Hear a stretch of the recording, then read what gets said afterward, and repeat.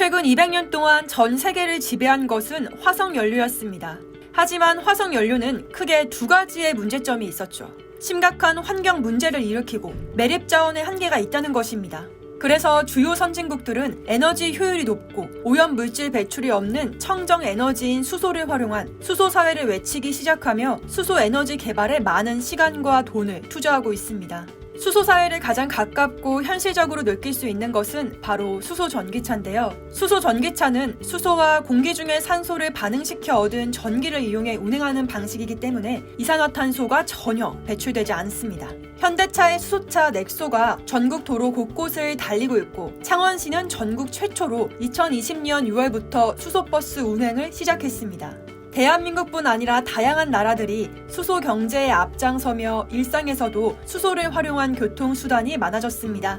우리나라의 대표적 수소 전기차 생산 기업인 현대차는 세계 최초로 수소차를 상용화시키며 2019년에 이어 2020년에도 전 세계에서 판매량 1위를 기록하고 있죠. 한편 하늘에서도 수소를 활용한 드론이 두각을 나타내고 있습니다. 대한민국의 무인 항공기 회사인 두산 모빌리티 이노베이션이 개발한 수소 드론은 2020년 4월 제주도의 마스크를 15,000매를 배송하며 한국은 이산화탄소가 없는 비행을 추진하는 데도 주도적인 역할을 하게 됐습니다. 그리고 앞으로 수소 항공기도 나올 것 같은데요. 수소 항공기는 수소 전지를 이용해 이산화탄소 배출량을 50% 정도로 감축할 수 있을 것으로 전망하고 있어요. 하지만 수소 에너지를 항공기에 쓰려는 시도는 처음이 아닙니다. 1937년 5월 미국에서 착륙하던 독일 비행선 힌덴부르크가 큰 폭발 사고를 일으킨 사건이 있었습니다. 힌덴부르크는 수소를 연료로 사용한 비행기였는데 안타깝게도 착륙 도중에 튄 불꽃이 수소에 붙으면서 대형 폭발 사고가 이어진 것이었죠.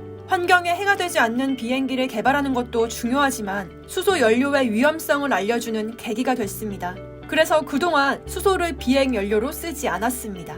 힌덴부르크 참사에서도 알 수 있듯이 항공기에 수소를 안전하게 저장하는 기술이 부족했습니다. 이뿐만 아니라 태양광이나 풍력 등 재생에너지를 전기분해해서 생산하는 그린 수소의 생산 비용이 화석연료의 수준으로 떨어지려면 최소 10년 정도 걸릴 것으로 예상을 하고 있고요. 하지만 수소 선박은 좀 더 빠른 시간 안에 볼 수 있을 것 같습니다.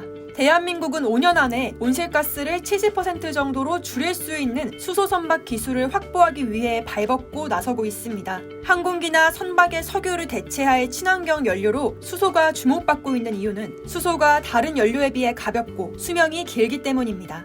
그래서 장시간 운행해야 하는 운송업의 안성맞춤이죠. 대한민국이 수소 선박의 원천 기술을 확보하게 된다면 우주에서 발견할 수 있는 가장 흔한 수소로 전 세계의 다양한 가능성을 열어줄 것이라고 생각합니다. 미래 친환경 수소 에너지, 땅으로 가는 길은 한국이 열었고 바다도 곧 열릴 것 같습니다. 청정사회를 만들기 위한 여정을 대한민국이 앞당기며 21세기 중반 교통 인프라의 혁명은 한국이 중심이 될 것 같습니다. 다음에도 더욱 알찬 주제로 인사드리겠습니다. 좋아요, 구독하기 버튼도 눌러주시면 진심으로 감사하겠습니다.